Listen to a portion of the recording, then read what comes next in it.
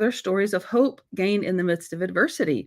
It's a reflection of my life. I have lived the past 10 years with a broken neck and been able to find hope in the midst of that adversity. And so I wanted to create a platform for other people to be able to share their stories of hope gained in the midst of adversity too. So that's what this is about. It's streaming live on Facebook, LinkedIn, YouTube, Instagram, all the things. I think it still streams live on Facebook. I'm not sure. I'll have to check that honestly. And then I upload or download the audio to all of the podcasting platforms. So you can catch it on any of those on any of those platforms, or go to hashtag Polish the Mirror podcast and you can find it there. So welcome, welcome. If this is your first time, I'm so glad you're here. I love being able to share this and provide this opportunity for people. So let me introduce you to my friend and guest today. I'm so excited to hear what you have to share today, Andrew. Thank you so much for being here. Thank you, Amy. Then I will mention, because you haven't yet, this is the second time I've done a podcast with you, and I'm so happy to be back and have this opportunity. Yes, I was going to mention that we did one before in my 100 Days, 100 Emotions series. And you talked about gratitude, and that was such a good episode. I was like, we're having Andrew back. Like, he's coming back because it was such a good conversation. So I'm so excited and pleased that you enjoyed it and are willing to join me again today. So thank you. Thank you. Thank you. Yeah, of course. I would love for you to share your story of hope gained in the midst of adversity with the listeners and the viewers. And whatever you want to share, I'm not going to pressure you to share anything you don't want to share. So take it away. The stage is yours, Andrew. Thank you, Amy. Yeah, so I would like to talk to everybody today about the transition from a military career, I was 20 years in the Navy, to a civilian career, and what that looks like and the challenges that presents. Ultimately, I'm going to share a very specific story about that transition, but I hope that the audience can take some pieces of this story and apply it to what does it look like to transition in any part of our life, right? I love that. New job, this is a new living situation, whatever that looks like. That's what I really want to I want to make this feel pretty universal. So I did do 20 years in the military. I did 10 years in submarines, and then I did 10 years in Navy intelligence. So I had a really interesting career. I might be the only Navy person who's never set foot in a foreign country because none of my jobs ever required it. So I did all of my time either out at sea under the water or stateside. Even so, you and I were talking before we started recording that the military is a very interesting animal. There are there's a very specific set of rules and guidelines. So if you sort of imagine in civilian world, we have laws and regulations and all of these things, but the military has yet another set of those regulations and laws, and it's very ingrained into everything you do, including, we wear uniforms. So there's a specific way that a uniform is worn, and it's either right or it's wrong, and people will tell you when it's wrong and correct you. There's ways that we do tasks. There's everything has a very clear set of instructions. In the civilian world, that's not always true. And certainly both realms we deal with ambiguity, but the military has a way to deal with ambiguity, right? Like there's an instruction for how to do that. So you come from this very regimented environment where we were talking about the military provides housing or provides an allowance for housing, right? So there is a consideration, no matter where the military moves you, you're always going to have a home. You don't have to worry about it. I mean, you might have to look for an apartment or whatever, but the means to obtain that apartment are usually secured. And my experience was that in a lot of, or in military towns, usually apartment complexes know how much you get paid for housing, and their rent magically becomes that number, right? So it sort of doesn't matter what it might be outside of that. If they know you've got $1,500 a month, that rent becomes $1,500 a month. Wow. So like you get your home, you get your, you get your rules, you get your clothes, you get your social network. You've suddenly become not just this idea of these are people that I work with, but like in the Navy, we have terms like shipmate, right? Which can be a little pejorative, but so I mean mostly means like, hey, these are my brothers. These are the people, my brothers and sisters.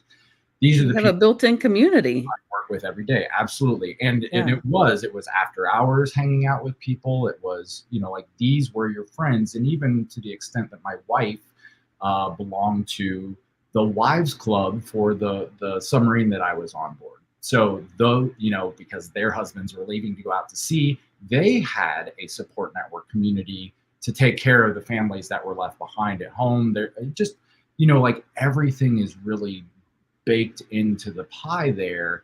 And so that transition to go out of the military becomes pretty confusing because suddenly your coworkers are just your coworkers. They're not also your friends. They could be, but it's not assumed that that's going to happen. The rules might be flexible or very poorly defined, as we find in some businesses. We certainly do not get any consideration for providing housing at a certain level befitting your, you know, your rank and station. Maybe if you're a CEO of a company or you know, like a pastor who gets a parish, right? Like you might have some instances where that happens, but most of us who work an office job or you work at Walmart, those companies don't care too much, right? You get your pay and all of the details of sorting out your personal life are yours. You don't have a lot of support or guidance on where to live and, you know, who to hang out with and what you're supposed to wear. All of that becomes a much bigger set of choices. And I think most people take that for granted because you kind of come up in the system where you have choices. And certainly before I joined the military, I had choices of what I was going to wear. But then when I did that for 20 years and I had those rules and I had that support network, coming out of it on the other side became very confusing. You know, it was almost, it's a little dramatic to say it was overwhelming, but, you know, it added to some things that I had to think about every day that I didn't have to think about otherwise. The other thing that the military has that the outside world is usually fuzzier on is an idea of a chain of command or some command structure. And we might see at our place of business, you know, like you've got your boss, you've got an owner, but it is not unusual for, you know, a very entry level worker to talk to the owner and skip some of those middle people. That might be frustrating for those middle people, but there certainly is no guideline that says thou shalt not, right? Like it is, you know, we would consider that maybe more of a social faux pas than a hard and fast rule. In the military, it's a very hard and fast rule. Like you will not jump steps in the chain of command. So also because there is a chain of command and people who are in positions of authority, which I stepped into in the civilian world, have a certain level of authority.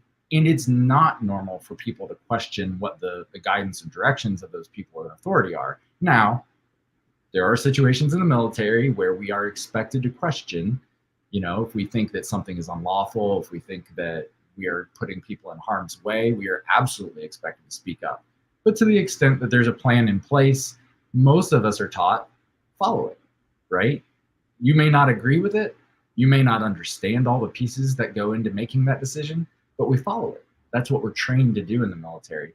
And so coming into the civilian world, you know, it was very difficult to me as a manager to suddenly give my people direction as I would in the military, and them to suddenly go, well, I don't want to, why do I do that? Why would I do that? Because I told you to, and I'm the supervisor, you know, like, so there was, and I'm sure that supervisors everywhere are saying, yes, because I told you to, and I'm the supervisor. So, you know, like it took some time, and even to the extent that I had to have a supervisor, and I'm grateful for this correction in my relationships with others in the workforce, is I would walk into somebody's office and say, you know, today we need to hire 5 people. And I would turn around and I would walk out. To me, I gave efficient direction for what we needed to accomplish for the day. For the other person, they receive that as very impersonal, very authoritative, when, you know, I could have asked, and this is another piece that I don't think a lot of people know or appreciate in the military. We don't ask. We're trained. You don't ask people to do things. You direct. You give orders, right? We're familiar with military orders. So in the military, and I ran into this on the military side, right? You'd say, hey, could you please steer the ship to 090 degrees? No. Helm, bring the ship to 090 degrees. It's an order, it's a direction. And so I became very familiar with giving direction to people. Now, in the civilian world, it doesn't work so well, right? Yeah. Because people want to feel like they're involved, like they are part of the conversation, like they have some agency in what they're doing with their day.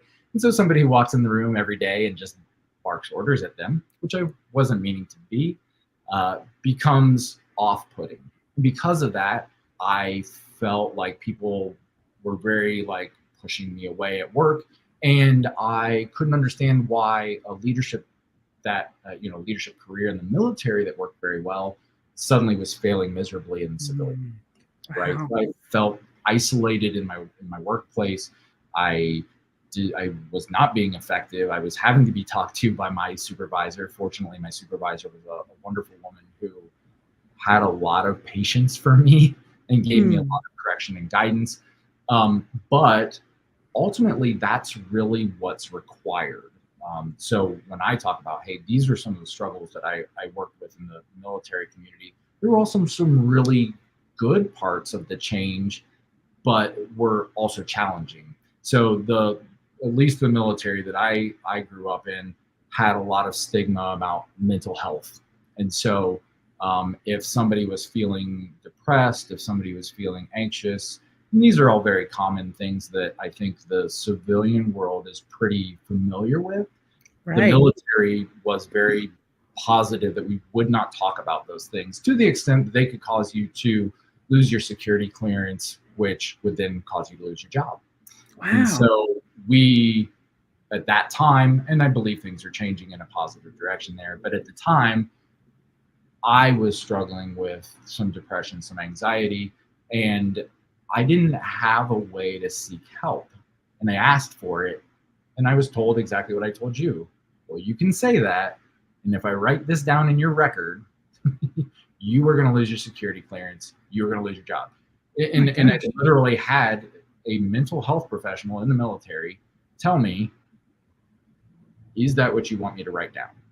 And I said, no, because the military was my support network.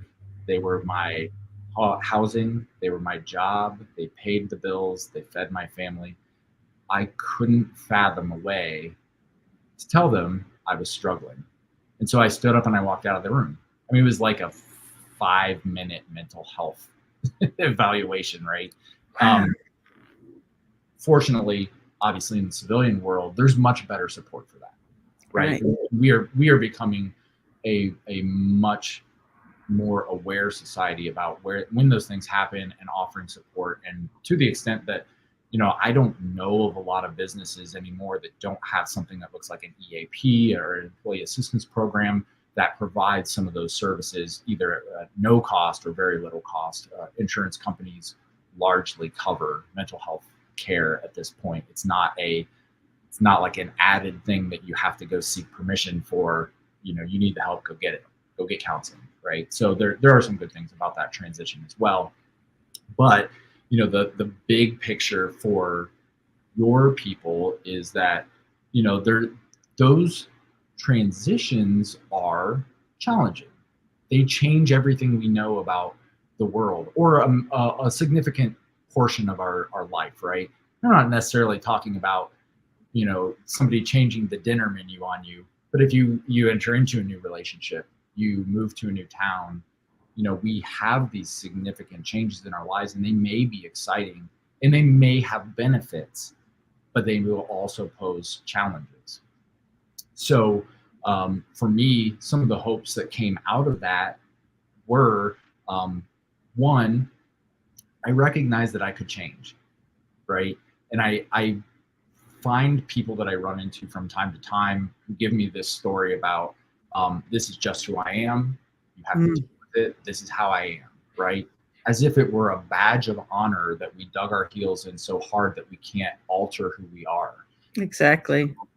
I found it very positive and hopeful that I could change, because if I could change, then no matter what the system, whatever was surrounding me, I could adapt and I could get myself to a better place. And that's a really good place to be in. So I can tell you that if you were talking to Lieutenant Cook 7 or 8 years ago, this conversation would sound very different. Hmm. It wouldn't look like this, right? So this is part of my change, is being able to talk about mental health problems, is being able to talk about the struggle to have that change, because I didn't have all the answers. It took time to figure out new processes. It took time to learn how to be something different in an environment that needed more from me than my direction and my blind adherence to orders that were given to me. But that's a monumental change for somebody who was in that system for 20 years. I was so rooted in that system. I actually left active duty after 10 years of service. I was in the reserves for 2 years, and then I went back on active duty. That's how deeply uncomfortable I was with being in the civilian world. Second time out into the civilian world, I had a better perspective. And so maybe a little bit of that early transition helped me the second time around. It was like dipping your toes in a cold pool and at least knowing what you're getting into the next time you jump in. Yeah. So, but that hope that I am adaptable. I think that learning that a lot of those things that initially made me very abrasive in the civilian world are also really positive things if I can harness them and spin them in the right way, right? Because I'm very used to, I'll call it quick decision making, that it doesn't take me a lot of time to weigh facts and plan a way forward. That I have found among my civilian counterparts can be difficult, right? And we struggle with decisions all the time. And certainly for me, there are harder decisions than others. But in the workplace, I generally feel pretty comfortable in my own decision-making ability, because I was trained to be confident, to quickly judge those situations and come up with a path forward, because you can't sit still. The boat is moving. You have to make a decision about whether you run aground or you turn, right? That's sort of like the environment. There is a fire, you have to put it out. What do you do next? And those are the situations that military people are put in all the time. It also can be a challenge to slow down and realize that not every situation needs an immediate action, right? So again, everything is sort of this yin and yang, this pro and con, that as long as we can harness those things, they become very positive for us. And so I certainly think that in anybody that feels like, oh, I've got this really prominent character defect. I get angry very easily, right? And that my response to that would be, there's a positive side to anger, because anger gets us to move. Anger gets us to set boundaries. Anger gets us to be passionate enough to make change in the world. So without some anger, we aren't really effective, but we have to be able to harness those things. Right. And so that's also been a big part of my lesson in this transition, is just being able to harness a lot of those things that we think, oh man, this is really standing in my way, but I don't have to give it up entirely. There's a good way I can use this tool. So that is, I think that's everything that I have bouncing around in my head right now. Do you have any questions? Yes, I do. I'm sitting here thinking, oh my gosh, I don't know which trail to go down, because there are so many I want to address with you. But the word that keeps coming to my mind is adaptability. That you learn to be adaptable. Well, on the military side, you had to adapt to all of the things that were happening and learn to address them as they came up. But then on the civilian side, you also had to deal with adaptability in a totally different way. I saw a statistic recently that said the number one skill that you have to be successful, whatever you consider to be successful in life, is adaptability. And so I feel like that is the message that's coming up today is adaptability, but on both sides. Would you say that's true? Yes, I think that's absolutely true. And it is, I think that adaptability is the thing that keeps us from digging our heels in and saying, this is, the world may change, but I will never, right? Because that is really, I mean, to me, I understand why people embrace that, right? Like I have to feel like something is immovable, but that is such a, um, I have empathy for people who dig themselves into that situation, because not being able to grow and change and improve means we're stuck. We're very stuck. And in Right. some ways that is a very self-fulfilling prophecy, but not in the way that we intend, right? We become very rooted in who we are rather than being able to adapt. So I love that idea of like that the message is just adaptability. And I think that the one other thing that I did want to mention is, because I do work in HR, is we hear in the civilian world, hey, it's great to hire veterans because A, B, C, and D, they've got all these great characteristics. But I think there's also this idea that anybody who hires a veteran also needs to know there is some, there's almost like a language barrier there for a while, and that absolutely all those great things exist, but there's also the adaptability to learning how to harness that or bridge that language barrier, that attitude barrier, so that they can become very effective within an organization and not just try and turn an organization into a very military sort of mindset, right? Yeah, it's like what's coming to mind is like a cultural shift. When you were talking about that, it's like you have a person from a different culture who practices different things that maybe we don't understand, but once that person shares what that practice is, why they do it, it makes sense to you. And so I kind of see it that way, that it's kind of a culture that you have to understand where they're coming from and why they're doing what they're doing. And so I feel like society needs to be more understanding instead of just automatically saying, oh my gosh, they're, behaving like this, and this, and we don't allow that in our corporation. Well, maybe if we take a step back and say, let me try to understand from where they've come and what they have been trained to do. And maybe we can, as you said, harness those skills in a way that can be an asset to the company instead of just automatically turning them off.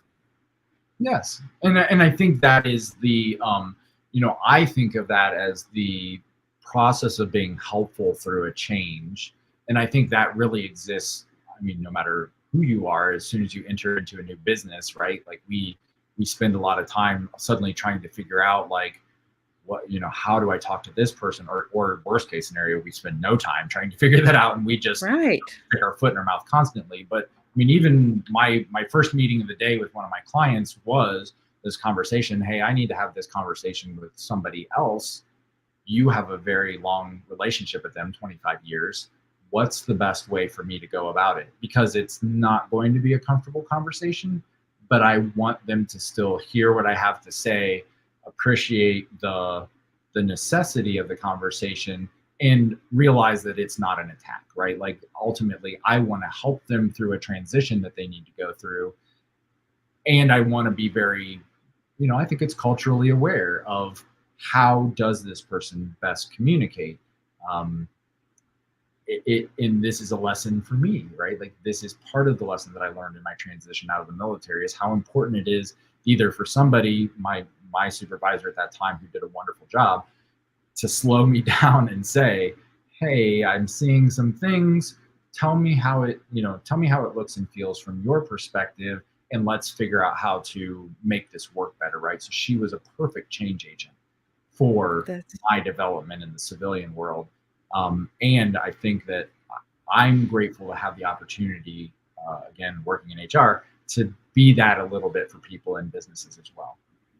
Yeah, that's so true. And I can also see a potential for people coming from military into civilian life. And instead of just the supervisor saying, trying to understand, the culture of the military, maybe the person from the military saying, this is what I was trained to do, and so this is what I do naturally. How is that going to affect things? Coming from maybe from both sides, because I know military is not about, it doesn't really promote emotions. But you know how I feel about emotions. That's a whole nother story. But maybe if that military person can just say, what I said, like, this is how I was trained, so this is how I do things. How is that going to affect, or, just kind of talk through. I feel like just open communication. There's so much that can be accomplished if we will just be more open to communication instead of jumping to conclusions. I agree. And I think it was a great point about the emotional environment as well, because I went from, like you said, an environment where in 20 years, I bet I never saw anybody cry, to a handful of weeks on the job in a civilian role and probably saw a handful of people cry. And they weren't wrong, right? We had put them in a stressful situation, and that was a very natural reaction, but it was very difficult for me to be empathetic toward, because I had not built up the thought process and mechanism to handle that. So in a weird way, I would say, hey, we need to let you go because your performance isn't very good. They would start crying, and I would have the anxiety attack because I didn't know what I was dealing with on the other side. I didn't know what I was supposed to do next. And, again, my military reaction is basically like, solve the situation as quickly as possible, right? But emotions aren't things to solve. So it becomes very messy very quickly. And I do think that is a place too where, military people aren't trained to feel and identify what those feelings are that are happening inside of them. So it can all come out a little bit as aggression and anger and frustration. And, like it's that catch-all emotional pool that, if I'm sad, it can just be anger. If I'm feeling disappointed, it can just be anger. If I'm feeling resentful, it can just be anger. Like everything can just come back to this. And in the military, that can be very socially acceptable to be angry and verbally aggressive, right? Like we wouldn't necessarily think that was unreasonable. And so there again are times and places and probably some unspoken rules about how that works in the military. But hey, look, you can watch military movies and see that people are verbally aggressive, right? Yeah. That is not the part of military movies that people look at and go, well, that wasn't my experience. Like it's their experience. So being able to make those transitions again to just a place where people are talking about feeling sad or, like bringing up something like a death in the family. And this is sort of an aside, but my grandmother died when I was out to sea, and the decision was actually made to just not tell me about it because they were concerned that it would impact me emotionally and I wouldn't be able to do my job. So I learned about my grandmother's death long after I could have done anything about it. I wasn't able to attend the funeral. So you kind of start to understand the extent to which some of those things are managed for us. And of course, I was sad, but it hit in a very weird way because I was never put in a position where I could grieve that, where I could attend a funeral, where I could even be around my family while they were grieving, because they had kind of done all of that and started to move on by the time I even learned about the information. So it was very difficult to process that. But then you go to the civilian world and somebody might call in sick because they had a death in the family, which is very reasonable. I can tell you that I didn't call in sick when I was sick because sick in the military meant that you went and saw a doctor, and the doctor would say, you have a cold, here's some ibuprofen, go back to work. Like that was that was how protocol. Yeah. I mean, like, it's kind of how, like, you don't feel great. Guess what? Like, nobody cares because the submarine needs to go to sea and you need to be on it and it needs to be repaired, and that's what your job is, right? Like, so it is a very, very, very different culture in those regards. Watching people take time off, like it took me a while to take time off when I wasn't, feeling good, or when I wasn't, I was feeling distracted. I mean, like what's a, like it becomes like, what's a good reason to take time off? And these are things that I wrestled with. And, unfortunately, I'm sure I shamed my wife from time to time, or my son even, right? Like, because I had this mentality, like, why would you need to take time off? And my son would be like, I'm sick. Like, Right. so go to school, like, Yeah. I don't get to take time off when I'm sick. And so, and I think there were some unfortunate communication problems in my family, even because of what was expected to me, that I started to expect that of others. So I mean, like, it is truly amazing how deep, like, you could almost mention anything and suddenly it becomes like, well, in the military it's this way, and in civilian world it becomes this, like, so I think that it is important, as people look at veterans coming out of the military, that they don't assume this really is like changing jobs, right? Like, it is far deeper than just Super something shock. as a and I think that probably is the best correlation, right? It is the idea of, I don't know, moving from a Middle Eastern country to America and suddenly Right. seeing how different everything is in your environment, and how people look at you weird when you do the things that are familiar to you all of your life up until that point. Oh my goodness. Andrea, I knew this was going to happen. This is such a fascinating conversation again with you. I keep thinking this needs to be a book. Like, seriously, Andrew, have you ever thought about putting this into a book? I have not. I hadn't thought of that. I really feel like it could help so many people. Just a little bit that you've shared today.